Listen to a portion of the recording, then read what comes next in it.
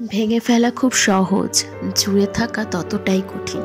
মন হোক কিংবা জিনিস, ভাঙতে খুব একটা সময় লাগে না।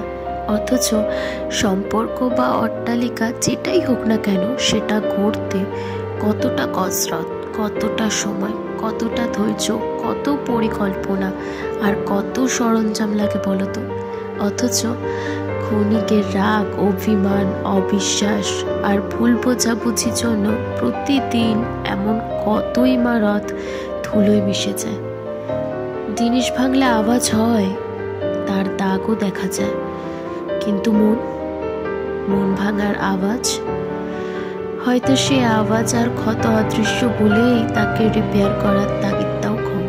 সম্পর্ক অমূল্য সম্পদ, এটা কোনো বস্তু নয় যে ভেঙে গেলে সঙ্গে সঙ্গে আরও একটা কিনে আনা যায়। ধৈর্যের সে স্টেশন, সে তো বিচ্ছেদই।